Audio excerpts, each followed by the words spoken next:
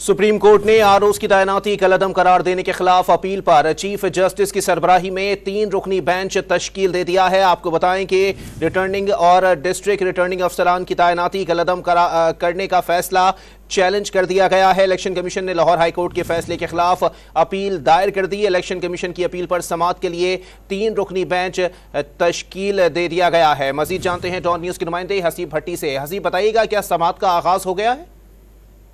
जी बिल्कुल, समाअत शुरू हो चुकी है इस वक्त और चीफ जस्टिस पाकिस्तान जस्टिस काजी फाइज ईसा की सरबराही में 3 रुकनी बेंच है जो इस केस की अपील की समाअत कर रहा है, जो इलेक्शन कमीशन की जानिब से लाहौर हाई कोर्ट के फैसले के खिलाफ की गई थी, जिसमें डिस्ट्रिक्ट रिटर्निंग अफसरान की तैनाती को कलअदम करने को चैलेंज किया गया था।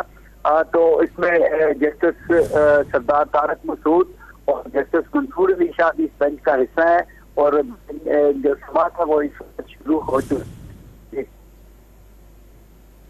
ठीक है, हसीब हमारे साथ ही मौजूद रहेगा। सुप्रीम कोर्ट ने आरओज़ की तैनाती कलअदम करार देने के खिलाफ अपील पर चीफ जस्टिस की सरबराही में 3 रुकनी बेंच तश्कील दे दिया है। समाअत का बाकायदा आगाज हो चुका है। रिटर्निंग और डिस्ट्रिक्ट रिटर्निंग अफसरान की तैनाती कलअदम करने का फैसला चैलेंज किया गया है। इलेक्शन कमीशन ने लाहौर हाई कोर्ट के फैसले के खिलाफ अपील दायर कर दी है। इलेक्शन कमीशन की अपील पर समाअत के लिए 3 रुकनी बेंच इस वक्त समाअत कर रहा है। चीफ जस्टिस काजी फाइज ईसा, जस्टिस तारिक मसूद और जस्टिस मंसूर अली शाह पर मुश्तमिल ये 3 रुकनी बेंच है जो कि इस केस की समाअत कर रहा है। सुप्रीम कोर्ट ने आरओज़ की तैनाती कलअदम करार देने के खिलाफ अपील पर चीफ जस्टिस की सरबराही में 3 रुकनी बेंच तश्कील दे दिया है। मजीद जानते हैं डॉन न्यूज के नुमाइंदे हसीब भट्टी से। हसीब भट्टी, मजीद बताइएगा इस हवाले से।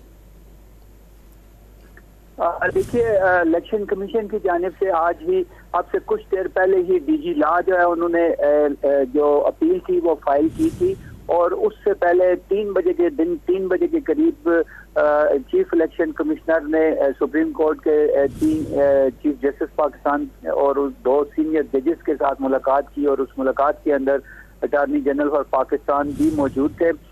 उसके बाद इलेक्शन कमीशन की जानिब से ये अपील दाखिल की गई जो लाहौर हाई कोर्ट का आरओज़ के हवाले से जो रोकने का जो फैसला था, जो स्टे ऑर्डर था और उसके खिलाफ।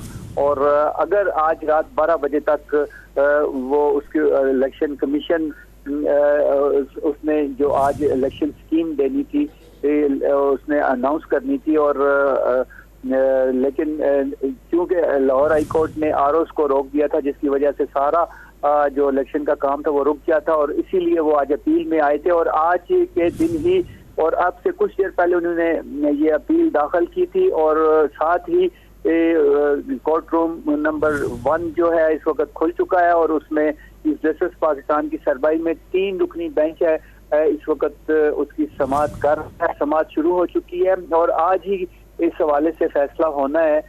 8 फरवरी को जो आम इंतखाबात हैं वो होंगे या नहीं, लेकिन आज ही इस हवाले से फैसला होगा। जी ठीक है, हसीब हमारे साथ ही मौजूद रहेगा। सुप्रीम कोर्ट ने आरओज़ की तैनाती कलअदम करार देने के खिलाफ अपील पर चीफ जस्टिस की सरबराही में 3 रुकनी बेंच तश्कील दे दिया था, जिसके बाद अब समाअत का बाकायदा आगाज हो गया है और डीजी लॉ इलेक्शन कमीशन की जानिब से जो है वो दरख्वास्त भी दायर कर दी गई है। हसीब ये भी बताइएगा कि दरख्वास्त में जो है वो मौक़िफ़ क्या इख्तियार किया गया है?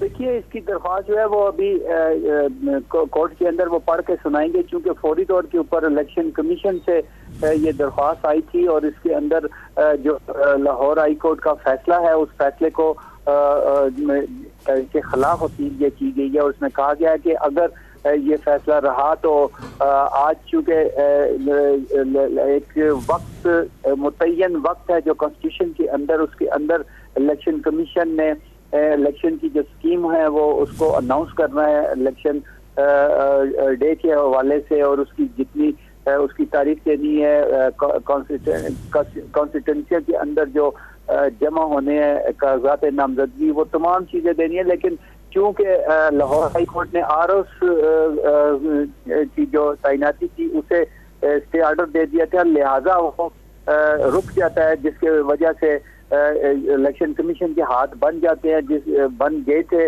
और इसीलिए उन्होंने फौरी तौर के ऊपर ये पिटीशन दाखिल की है और इस पिटीशन के ऊपर आज ही फैसला मुतवक्को है और इस फैसले के बाद ये पता चलेगा कि इलेक्शन जो है वो 8 फरवरी को ही होंगे या उसके अंदर कोई तारीख में कोई बदल हो सकता है। लेकिन मेरा जो जाती तौर पर जो ख्याल है कि वो इससे पहले भी चूंकि सुप्रीम कोर्ट ये फैसला दे चुकी है कि इंतखाबात इसी तारीख के ऊपर ही होंगे और अगर इस हवाले से कोई मुश्किल पेश आए इलेक्शन कमीशन को तो वो फौरी तौर के ऊपर सुप्रीम कोर्ट से रजू करे। सुप्रीम कोर्ट से उन्होंने रजू किया था। आज दिन को मुलाकात हुई थी चीफ इलेक्शन कमिश्नर की चीफ जस्टिस पाकिस्तान और 2 सीनियर जजेस के, जिसके बाद ये पिटीशन डाली गई और पिटीशन के ऊपर इस वक्त समाज जो है वो शुरू हो चुकी है। अच्छा हसीब, ये भी बताइएगा कितने इम्कानात हैं कि आज ही इस समात के हवाले से जो है वो कोई फैसला दे दिया जाएगा या ये समात जो है वो आगे भी मुलतवी की जा सकती है?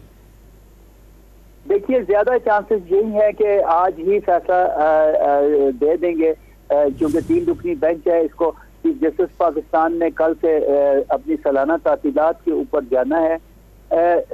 सालाना तातीलात पे चले जाएंगे जिसकी वजह से फिर जो चीफ जस्टिस का मकाम होंगे इस बेंच के अंदर भी जो इस वक्त भी जो बेंच रखा गया है इसके अंदर भी जो कायम मकाम चीफ जस्टिस है वो सुप्रीम कोर्ट के सीनियर तरीन जज जस्टिस सरदार तारक मसूद वो भी इस बेंच में मौजूद हैं।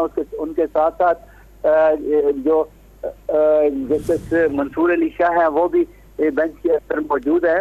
तो लिहाजा लगता यही है कि आज ही इस हवाले से फैसला होगा, या तो लाहौर हाई कोर्ट के फैसले को सस्पेंड किया जाएगा या फिर अभी कुछ देर तक ना ये सारी चीजें जो है क्लियर हो जाएंगी क्योंकि इलेक्शन कमीशन ने जो लाहौर हाई कोर्ट का जो फैसला था उसको कलअदम करार देने की अपनी अपील की है जिसके ऊपर ये समाज जारी है। और शर्जील सवाती हैं जो वकील इलेक्शन कमीशन के इस वक्त वो इलेक्शन जो है वो रोस्टम पर मौजूद हैं और वो रोस्टम पर मौजूद हैं और वो अपने इलेक्शन कमीशन का मौका पेश कर रहे हैं। जी।